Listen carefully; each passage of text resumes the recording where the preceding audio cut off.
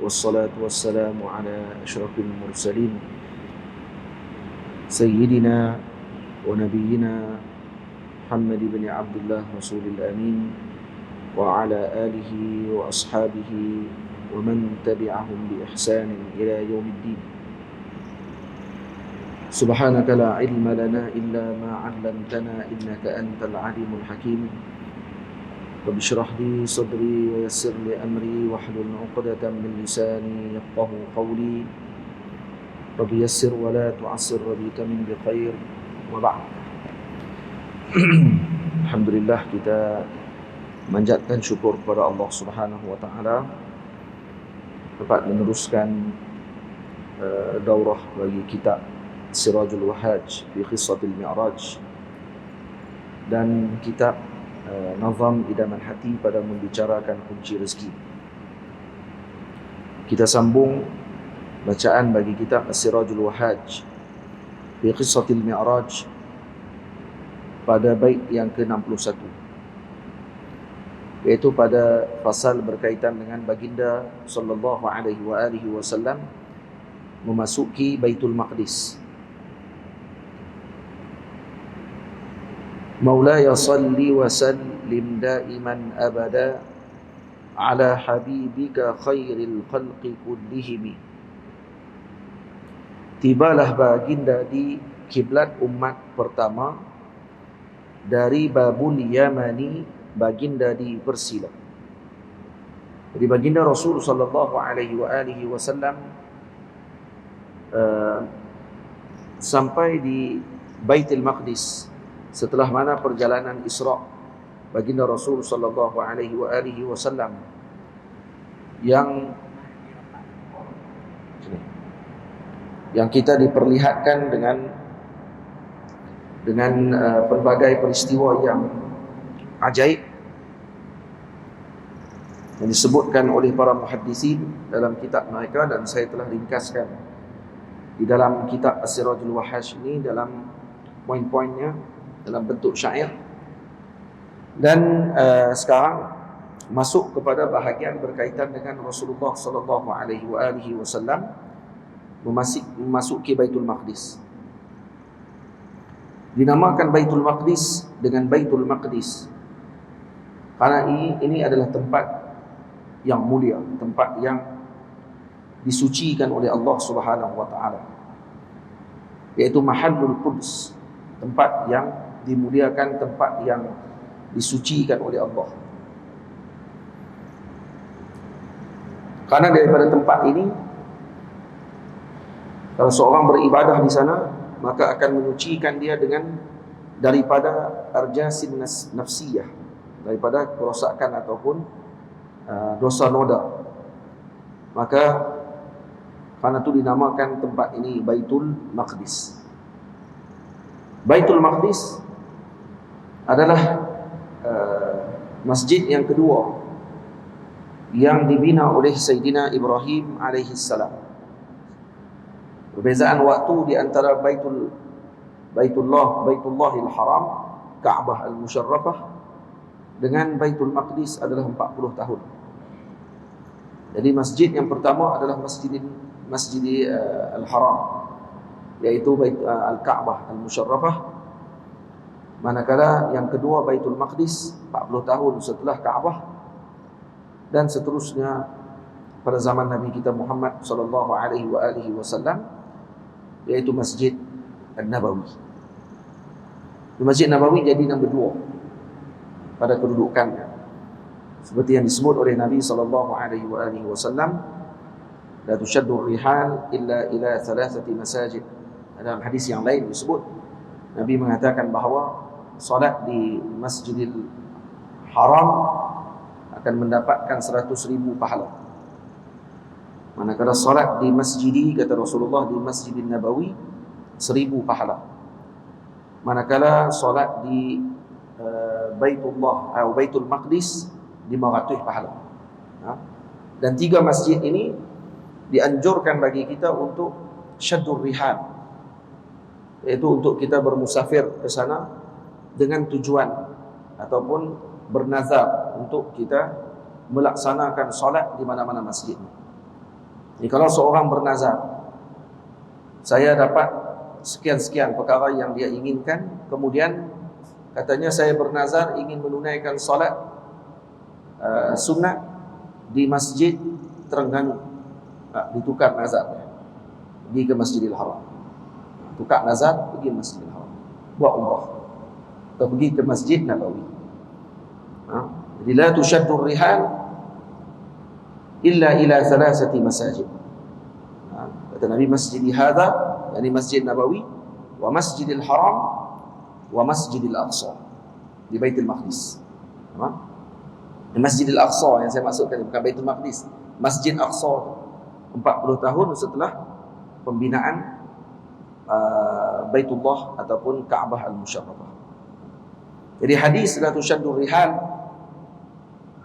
bukan Nabi melarang untuk seorang tadi berziarah kepada Rasulullah. Tak.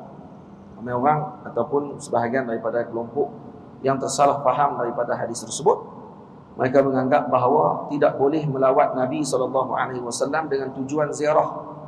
Kalau nak ziarah, kena niat tujuan untuk melawat Masjid Nabawi. Ini satu kesilapan yang besar yang difahami oleh kelompok tersebut. Sedangkan kita sedia maklum kalau mengaji nahwu, dalam hadis tersebut ada tulis istisna, illa, dan dia ada mustasna. Setelah illa ada mustasna, dan syarat bagi istisna, dia kena ada mustasna, kena ada adatul istisna, dan kena ada mustasna minhu. Dan ada mustasna minhu. Dalam hadis ini tak disebut mustasna minhu. Maka Nabi kata, la tushaddu rihal illa ila thalathati masajid. Jangan kamu tidak dibenarkan bermusafir melainkan ketiga masjid. Melainkan, jangan bermusafir. Musafir ke mana? Musafir kalau kata dengan tujuan, kalau kita letak di tengah, jangan kamu bermusafir untuk berniaga melainkan ketiga masjid.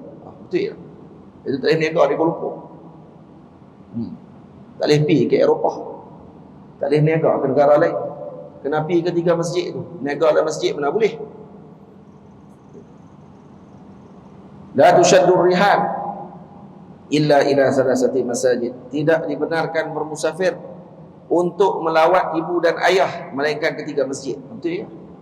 Anak duduk Kuala Lumpur, mak duduk Pedu, nak lawat macam mana? Nabi pakai jumpa di Masjidil Haram. Faham tak hadis? Nampak tak mustasna minhu dia tak disebut? Jadi apa dia mustasna minhu dia? Mustasna minhu dia dah tentu daripada jins mustasna. Maka yang lebih hampir kepada tepat adalah maksudnya la tushaddu rihal ila al-masajid illa ila thalathati masajid. Maksud tidak dianjurkan kamu bermusafir ke mana-mana masjid melainkan ketiga masjid. Tu betul. Kalau tidak jenuh, tak boleh berniaga, tak boleh mengaji, tak boleh untuk kita pergi jumpa dengan keluarga, tidak boleh untuk sambung silaturahim melainkan di tiga masjid. Tak kena hadis-hadis Nabi SAW bukan macam tu. Maka seperti mana yang kita sebutkan tadi, mustasna minhunya adalah al-masajid. Maksud tidak dianjurkan kalian untuk bermusafir ke mana-mana masjid yang lain selain daripada tiga masjid. Itu baru betul. Ini tidak. Pergi guna hadis tu, tidak dibenarkan kamu melawat Nabi melainkan untuk lawat masjid Nabi. Masjid Nabi tak ada kalau Nabi tak ada. Macam mana boleh ada masjid Nabi? Macam mana kamu boleh tahu kelebihan masjid Nabi itu kalau Nabi tak ada? Kamu nak tahu mana Masjid Nabawi itu ada kelebihan dia kalau Rasulullah tak maklumkan? Ini ajaib. Orang yang kononnya mengaku ingin ikut sunnah, tetapi hakikatnya mereka sendiri meruntuhkan sunnah Nabi SAW. Semoga Allah jauhkan kita daripada kelompok tersebut. Amin ya rabbal alamin. Amin. Amin. Tak boleh nak dengar. Ini Wahabi. Tibalah baginda di qiblah Maulaya salli wa sallim daiman abada ala habibika khairil khalqi kullihim. Tibalah baginda di kiblat umat pertama dari Babul Yamani, baginda di Persila. Jadi Nabi SAW memasuki daripada Babul Yamani. Babul Yamani adalah pintu Madinah. yakni pintu Madinah Baitul Maqdis. Ya. Dan dilihat oleh baginda Rasul sallallahu alaihi wasallam bahawa pintu tersebut telah terbuka. Sama ada ditinggalkan pada malamnya dibuka ataupun dibuka pada ketika tersebut, waktu ketika Nabi hampir hadir. Kenapa dinamakan pintu ini pintu Yamani? Karena arahnya daripada arah Yaman, min jihatil Yaman. Dan sebahagian lagi mengatakan bahawa dinisbahkan dia dengan Al-Yamani kerana jalannya adalah berbetulan dengan Makkah Al-Mukarramah, dan Makkah adalah negeri yang disifatkan dengan Al-Yumni wal Barakah, dengan keberkatan maksudnya. Jadi Al-Yamani dengan makna barakah, pintu keberkatan yang mana berbetulan dengan Makkah Al-Mukarramah. Jadi itu arah daripada Nabi masuk ketika mana tiba di Baitul Maqdis. Jadi kalau kita diberikan peluang oleh Allah Subhanahu wa taala untuk melawat Baitul Maqdis, amin insya-Allah akan datang selepas ni, maka nanti sampai di sana cari Babul Yamani. Orang kita tahu, oh rupanya ini Babul Yamani, dan di sinilah tempat Rasulullah datang pada ketika mana Isra dan Mi'raj, waktu Isra, malam itu. Dan diceritakan, dimaklumkan ataupun diriwayatkan bahawa pada malam tersebut, sedia maklum bahawa kita pada zaman Nabi SAW, Baitul Maqdis dipegang oleh kelompok Kristian. Mereka yang memegang kawasan tersebut. Dan malam itu padri yang bertugas untuk menutup pintu masjid pada malam tersebut, cuba untuk menutup pintu yang paling besar dalam masjid, Masjid Al-Aqsa, tapi tidak mampu ditutupi. Pintu tadi nak tolak tak boleh. Dan kata padri tersebut, saya dapat merasakan pada malam ini akan hadirnya insan yang agung yang akan memasuki masjid ini. Kerana pintu itu tak boleh tutup malam itu. Tak boleh tutup. Pernah berlaku kepada Sayyidi Sultan Muhammad Al-Fatih. Sultan Muhammad Al-Fatih waktu ketika pembukaan kota Konstantinopel, antara karamat beliau diceritakan waktu beliau hadir masuk ke dalam kota Konstantinopel, beliau bersama dengan tenteranya mengarah ke Hagia Sophia, dekat dengan Topkapi.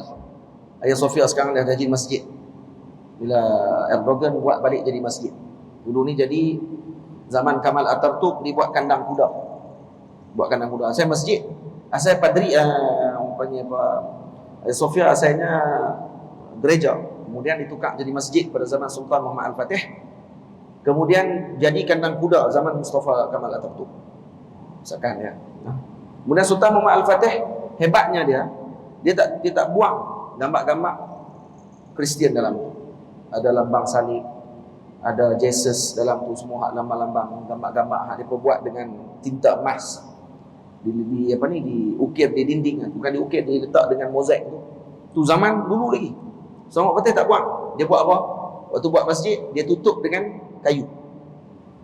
Jadi kalau koyak kayu tu nampak balik dah gambar. Dia bukan kikih pun. Ini orang yang menjaga sejarah. Kerana dia tahu ni sejarah. Ni benda ni bukan benda baru dia buat. Dia masuk ke negeri orang, kemudian dia kekalkan, cuma dia tukar jadi masjid. Tukar jadi masjid dan kemudian kalau tak salah saya bukan dengan rampasan, baliknya dengan dibeli. Nah, dibuat perjanjian untuk nak tukar tempat jadi masjid. Waktu dia nak masuk, diceritakan dalam kitab Rihlah Al-Habib Ja'far, kalau tak silap saya, seorang Habib alim, Ruhalah, beliau musafir ke Mesir, ke Turki. Nah, di Turki dia cerita, dan saya baca dalam kitab dia tersebut, ceritakan Darul Fath. Kata beliau, waktu sampai itu dia kata, antara karamat Sultan Muhammad Al-Fatih, waktu dia nak masuk, padri nak tutup pintu Hagia Sophia, tapi pintu tu tak boleh tutup. Nak tutup tak boleh, terlekat. Dan sampai lah tak boleh tutup pintu tu.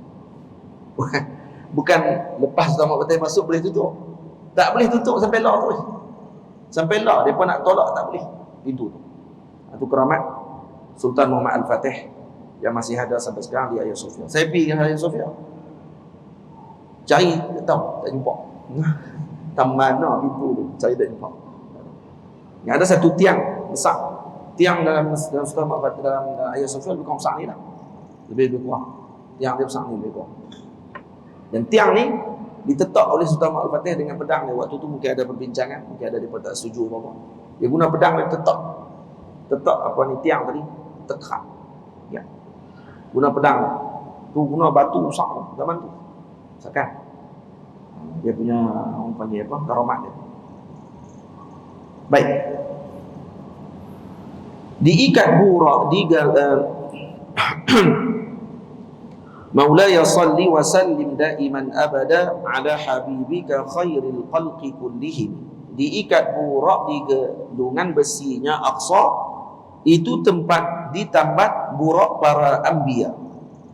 Jadi Nabi SAW turun daripada burak ketika masuk ke dalam Madinah Baitul Maqdis.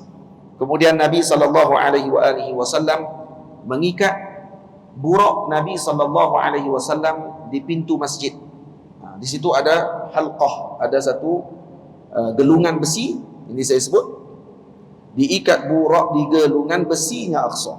Ini besi Masjid Aqsa, ada satu gelungan yang mana diikat oleh para anbiya alaihi wassalatu wassalam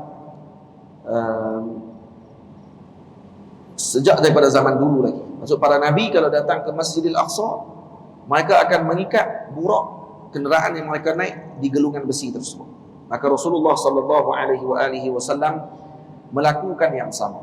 Kata Imam Nawawi rahimahullahu taala, perbuatan baginda Rasul mengikat burak di tiang besi, di gelungan besi tersebut adalah menunjukkan kepada kita bahawa Rasulullah mengambil dengan ihtiyat, mengambil dengan sebab. Jadi ini tidak menghalang daripada tawakul. Tak melarang seorang tadi dikira tawakal. Kalau kata dia beriktimad kepada Allah Subhanahu wa taala. Kita keluar daripada kereta, kita kunci kereta. Kunci kereta dengan maksud mengambil sebab. Tapi itu tak menghalang tawakal. Kerana kita menyerahkan kepada Allah. Bukan kunci itu yang melindungi kereta kita. Tak, kereta kita bukan dilindungi oleh kunci tadi. Kunci tadi sebagai sebab saja. Yang melindungi kereta adalah Allah Subhanahu wa taala. Jadi ini baru tidak menghalang tawakal kita kepada Allah Subhanahu wa taala. Baginda Rasul menunjukkan contoh tersebut kepada kita. Maka Nabi mengikat burak.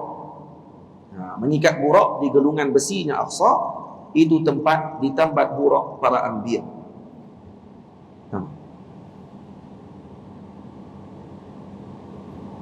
Dan di sini bila mana Nabi mengikat di gelungan besi tersebut, sebagian ulama lagi mengatakan bahawa Rasulullah ta'asiyan bil anbiya, mengikuti para nabi yang terdahulu. Di sini sunnah mengikuti jalannya para aulia dan para salihin. Seperti mana yang ditunjukkan sendiri oleh junjungan besar Nabi kita Muhammad sallallahu alaihi wasallam. Jadi Nabi tak tinggal sunnah para salihin yang terdahulu, para aulia, para anbiya yang terdahulu. Mereka juga mengikat di tiang tersebut, di gelungan tadi, Nabi juga ikat di situ. Baginda mengimami salat para anbiya, para malaikatullah pun turun-turut serta. Maka baginda Nabi SAW setelah mana baginda masuk ke dalam Masjidil Aqsa, maka baginda diarahkan ataupun ditunjukkan oleh Sayyidina Jibril AS untuk ke hadapan menjadi imam. Setelah sebelumnya beliau dan juga Sayyidina Jibril AS menunaikan 2 rakaat solat sunat tahiyatul masjid. Jadi Nabi dan juga Sayyidina Jibril tunaikan solat sunat tahiyatul masjid. Kemudian Sayyidina Jibril AS bangun mengazankan untuk menunaikan solat. Maka ulama khilaf di sini, solat apa yang didirikan oleh Nabi SAW bersama dengan para Nabi? Solat fardu kah atau solat sunat kah?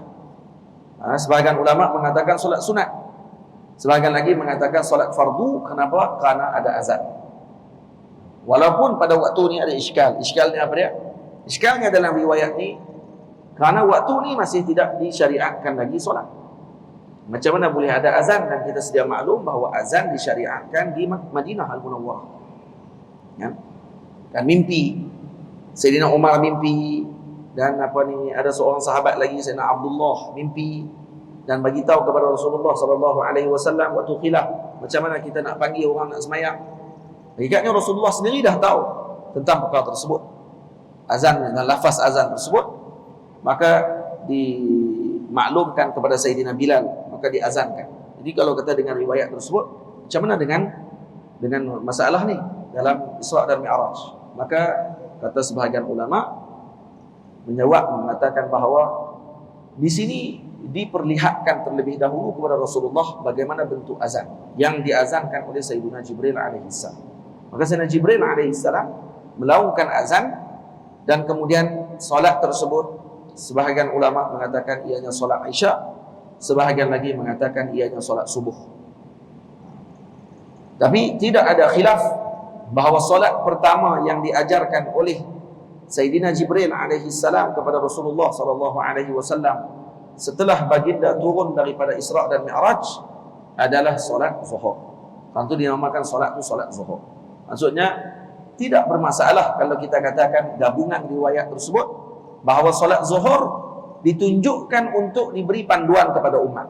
Manakala solat pada malam tersebut solat yang biasa didirikan oleh Rasulullah sallallahu alaihi wasallam. Al-Imam An-Nawawi rahimahullah mengatakan bahawa solat pada malam tadi adalah malam solat mutlak. Dan azan tidak mesti bermaksud bahawa ianya akan didirikan solat fardu. Tapi Al-Azhar, kata sebahagian ulama lagi seperti Imam Ibn Hajar, mengatakan bahawa ianya solat fardu. Solat fardu Isya ataupun subuh. Khilaf di kalangan ulama dalam masalah tersebut. Baik. Kemudian Nabi ke depan menjadi imam. Bila sembahyang ini didirikan, ikut turutan yang saya susun dalam kitab ni, sebelum Nabi Mi'raj, Nabi masuk solat dulu. Ada riwayat menyebutkan bahawa setelah turun daripada Mi'raj, Nabi jadi imam. Mana satu yang betul? Riwayat banyak. Riwayat Nabi sebelum naik jadi imam kah? Ataupun sebelum naik jadi imam kah? Selepas turun baru jadi imam. Maka kata ulama, boleh jadi kedua-duanya berlaku. Waktu sebelum naik pun solat, waktu turun pun solat sekali lagi bersama dengan para anbiya alaihimussalatu wassalam. Baik. Dan yang azhar kata Imam Ibn Hajar adalah sebelum naik dimi'rajkan oleh Allah ke langit. Maka Nabi SAW menunaikan salat bersama dengan para anbiya alaihimussalatu wassalam. Siapa para nabi yang mana diimami oleh oleh Nabi kita Muhammad sallallahu alaihi wasallam? Disebutkan wa husyira lahu jami'ul mursalin wal anbiya. Dikumpulkan seluruh jami', bukan sebahagian, jami', maksudnya seluruh para nabi dan mursalin, para rasul dikumpulkan oleh Allah Subhanahu wa taala. Berapa bilangan mereka? Allah taala a'lam bi'adadihim. Allah taala yang tahu tentang bilangan mereka. Al-Imam Al-Bajuri rahimahullahu ta'ala mengatakan bahawa sebahagian ulama menyebutkan bilangan mereka adalah 124,000 orang Nabi dan juga Rasul. Para Rasul ada 313 orang. Para Rasul 313 atau 315 orang. Manakala para Anbiya dan Rasul umum seluruhnya 124,000 orang. Ini kata riwayat. Boleh jadi lebih, boleh jadi kurang, boleh jadi mana-mana pun boleh jadi. Yang penting kita beriman dengan semuanya, walau kita tak kenal sekalipun. Batu kata Imam Bajuri rahimahullah dalam kitabnya Jauharatul Tauhid dalam Tuhfatul Murid, katanya kalau untuk menyelamatkan iman kita dengan para nabi yang kita tidak kenal, maka sebaiknya kita menjawab, kalau dia nabi maka saya beriman dengannya, kalau dia bukan nabi maka saya tidak beriman dengannya. Itu sudah Islam. Jangan terus kita ingkar atau orang tu sebut nama seorang nabi, dan kita kata tak, dia bukan nabi. Kita bukan kenal pun. Sampai nabi pun sebut, nabi kata wa nusyirat liyal anbiya'u man sammallahu bi fi kitabihi wa man lam yusammi fa sallaitu bihim. Telah dikumpulkan kepadaku para nabi alaihi wassalatu wassalam. Dia sebut wa nusyirat liyal anbiya. Maknanya para nabi sedang menunggu Rasulullah SAW. Dibuka pintu, para nabi bangun menyambut Nabi SAW. Ini satu penghormatan yang besar. Ketika Rasulullah sampai, para nabi sudah menunggu di dalam Masjidil Haram, Masjidil Aqsa sebanyak 124,000 orang. Bayangkan 124,000 tu, hak duduk dalam masjid tu semua adalah afdal makhluqin. Sebaik-baik makhluk Allah Ta'ala yang ada dalam muka bumi daripada awal kejadian sampai ke akhir kejadian. Bayangkan. Jadi nak bayang perhimpunan tu macam mana? Kita kalau pergi majlis, tok-tok guru duk ada dalam majlis tu ramai-ramai pun rasa besar dah hati kita kalau tengok ramai tok-tok guru kita jumpa. Patah lagi yang hadir ni bukannya para guru. Guru kepada para guru. Nah, dan makhluk yang terbaik di dalam muka bumi Allah Ta'ala, makhluk yang paling berakal dalam muka bumi Allah Ta'ala, dan paling adalah Rasulullah SAW, Nabi ketua kepada seluruh Nabi dan para Rasul, Sayyidul Anbiya wal Mursalin, dan Rasulullah disambut oleh mereka semua. Baik, sambutan tersebut berlaku dengan jasad ataupun dengan roh, khilaf ulama. Bahkan ulama mengatakan yang hadir adalah ruh-ruh para Nabi yang dijasadkan. Nampak macam jasad, tapi hakikatnya itu ruh-ruh para nabi. Sebenarnya ulama mengatakan tidak mustahil mereka turun dalam bentuk asal ataupun dengan jasad mereka sebagai memuliakan dan mentakzimkan junjungan besar Nabi kita Muhammad sallallahu alaihi wasallam. Dan kita sedia maklum bahawa ruh para anbiya, para syuhada, mereka tetap melaksanakan umrah, haji, melakukan ibadah pada setiap tahun. Setiap tahun buat. Cuma yang tak ada taklif saja. Ini kena faham bagi betul. Ini kena faham bagi elok. Para anbiya, para solihin, para awliya, para syuhada, kesemua mereka masih lagi mendapatkan kelebihan dan juga keuntungan dengan amalan dan seumpamanya. Ada kelebihan. Masih lagi mendapatkan perkara-perkara tersebut. Tak berhenti. Yang terhenti adalah taklif. Mereka tak diwajibkan lagi dengan solat. Yang tu saja. Yang ni kena faham lagi. Faham? Orang yang dia kata terputus dah. Terputus macam mana? Kalau tidak kita baca doa dekat si mati, kita kata sampai pahala kepada si mati. Maknanya si mati dapat pahala. Betul tidak? Jadi apa gunanya kalau dapat pahala tapi dia tak boleh nak guna? Tak boleh. Pahala akan berterusan. Cuma tidak ada taklif. Sebab tu disebutkan ruh para nabi setiap tahun akan berkumpul di Makkah Al-Mukarramah melaksanakan haji dan umrah. Ada peluang jumpa? Tak ada peluang? Tak selalu ingkar kalau hang tak jumpa. Dia duduk hotel 5 bintang semua, dia kata tak nak nampak pun para nabi. Hang kenal semua. Sebab tu kena beradab. Ketika mana di Makkah Al-Mukarramah, Madinah Al-Munawwarah, waktu menunaikan umrah haji, sebab kita tak tahu yang kita bertemu tadi siapa dia. Silap-silap yang tu adalah para Anbiya alaihi wassalatu wassalam, yang mana mereka datang menunaikan haji dan umrah. Dia kata, hai, ni hidup balik ni. Bukan hidup balik, dah hidup pun. Bukan hidup balik. Dia pun bukan hidup. Bodoh. Bukan hidup balik. Hidup. Memang hidup pun. Wala tahsabanna alladhina qutilu fi sabilillahi amwat bal ahya'un 'inda rabbihim. Mereka hidup di sisi Tuhan. Dan kalau di sisi Tuhan hidup, di sisi makhluk lebih utama untuk hidup, kata Imam Ibnu Athaillah As-Sakandari rahimahullahu ta'ala. Lebih utama untuk hidup di sisi kita. Kalau di sisi Allah hidup, di sisi makhluk lebih hidup utama lagi. Jadi tak mustahil perkara tersebut. Dan itu berlaku. Dan mereka datang berbondong-bondong bertemu dengan Rasulullah, mentakzimkan junjungan besar Nabi kita Muhammad sallallahu alaihi wasallam. Ini kemuliaan demi kemuliaan. Ini dah ditunjukkan daripada permulaan perjalanan Isra sampailah ke selesainya Mi'raj adalah menunjukkan ketinggian kedudukan Rasulullah sallallahu alaihi wasallam, dan tak ada seorang boleh menandingi baginda Rasul. Yang ni hakikat Isra Mi'raj.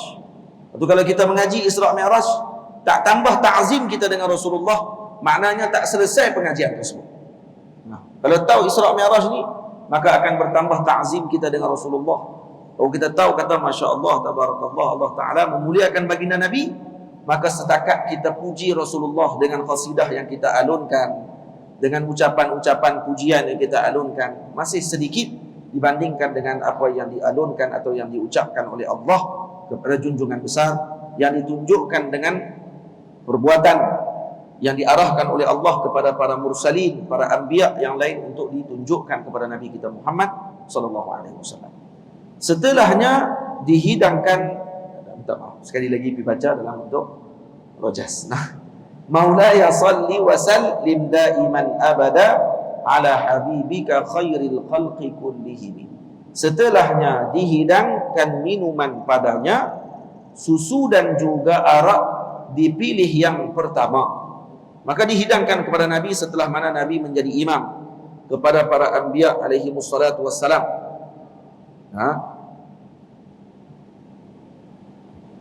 Nabi tak tahu orang siapa yang semayang belakang Rasulullah hakikatnya. Masa mula selepas Nabi semayang, yang bersemayang dengan Nabi siapa dia? Para malaikat dan para anbiya dan mursalin. Setelah mereka berpaling pergi, maka Nabi Sayyidina Jibril bertanya, "Ya Muhammad, atadri man shalla khalfaka?" Kamu tahu siapa yang semayang belakang kamu tadi? Qala la. Nabi kata, saya tak tahu. Qala kullu nabiyyin ba'athahu Allah Ta'ala. Tamam? Summa asna kullu nabiyyin minal anbiya ala rabbih bi sana'in jamil.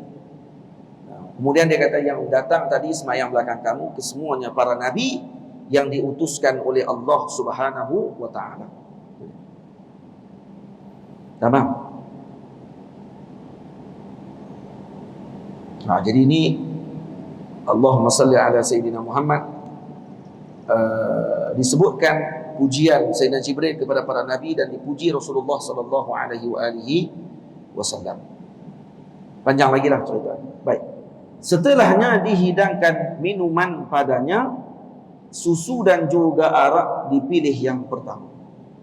Jadi bila Nabi dah dahaga perjalanan jauh daripada Makkah menuju ke Taibah, ke mana, ke Madinah Al-Munawwarah, daripada Madinah pergi ke Madian, dari Madian pergi ke Tursaina, dari Tursaina turun ke Baitul Laham, dari Baitul Laham masuk ke Baitul Maqdis. 5 tempat pergi. Ini maksudnya jauhlah seluruh dunia. Dan kesemua tempat yang disinggahi oleh Nabi mempunyai simbol ataupun maksud yang penting kepada kita sebagai umat Nabi Muhammad sallallahu alaihi wasallam. Untuk diberikan perhatian oleh kita semua. Bukan saja-saja Nabi singgah. Dan bukan saja-saja Nabi diarahkan oleh Allah melalui tempat-tempat tersebut. Dan untuk nak beritahu kepada kita bahawa negara ini adalah negara yang dimuliakan oleh Allah dan negara-negara yang perlu diberi perhatian oleh umat Nabi Muhammad sallallahu alaihi wasallam. Dan ini negeri yang diberkati oleh Allah, dan tempat yang Nabi lalui diberkati oleh Allah. Keluar daripada negeri-negeri tersebut para awliya, para salihin, para ulama yang luar biasa banyak. Dan kemudian setelah Nabi melalui tempoh perjalanan yang panjang, maka timbullah rasa dahaga daripada Nabi SAW. Maka Sayyidina Jibril AS membawa kepada Rasulullah dengan 2 bekas. Ada riwayat 3 bekas, 3 cawan air, bejana air. Satu bekas khamar, arak, satu lagi susu. Dalam riwayat disebut dibawa air kepada Nabi SAW. Dan sebahagian lagi riwayat mengatakan dibawa daripada 4 sungai syurga. Ada arak, ada susu, ada madu, ada air. Biasa dibawa kepada Rasulullah SAW. Ini riwayat yang banyaklah dalam perkara tersebut.